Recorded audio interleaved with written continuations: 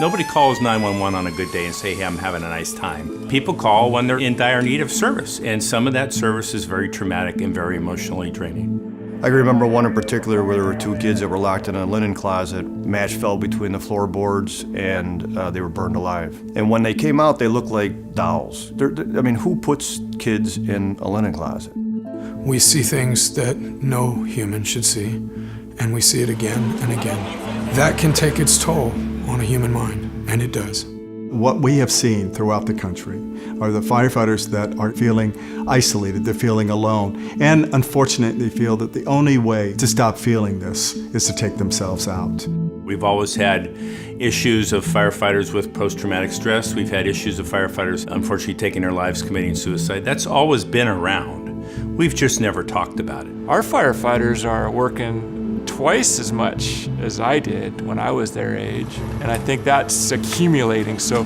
guys are seeing more stuff more often in a much quicker pattern than we ever did. Substance abuse, alcohol, major depression, family issues, divorce. There are a number of issues that somebody is faced with. They just see the consequences of not getting an early intervention. The average age of the person that we identified that committed suicide in the Chicago Fire Department was 54, which tells me that it's a cumulative effect over time. We train people to be battle-hardened. We push them to their limits mentally and physically to be there, but we don't do a good job to say, hey, after that call, it's okay to say that, like, I'm struggling.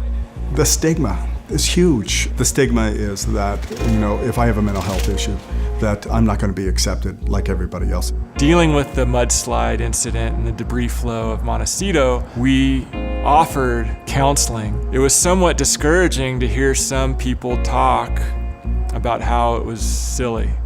We want to break the stigma. That way we can get our members to come out of the shadows, to raise their hand, to look for help, and to access the resources that they need. Firefighters were quick to get on the physical fitness bandwagon. It's time for fire service to step up and put behavioral health right there, front and center.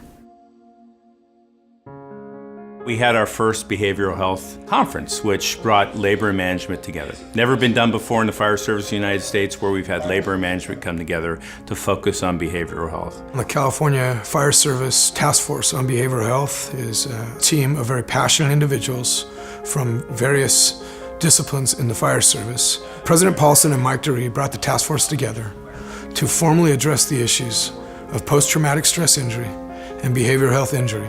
Bringing labor management together for behavioral health matters is key. It has to happen. And just like when our peer support program, we had to have awkward conversations with ourselves, we have to have those conversations with management. Well-trained peers are the best resource that our members have, because that's the first point of contact. The Behavioral Health Task Force goal is to ensure that there are training standards. We're going to link those peers together statewide so that they work together and they all have the same amount of training. You're really at the cusp. Most of us want things done yesterday, but anything good takes time. To see the four entities that were in this meeting today is fantastic. Every state should be so lucky. We got to treat it like an injury. It's no different than a broken arm or a broken leg or a health issue. It can be fixed, and you can come back to work and be successful. I think we're on the right track. It's been a long time coming, but just like anything, when you start the whirlpool in the pool, it takes a while to spin it the other way. I think at least we're starting to spin it the other way.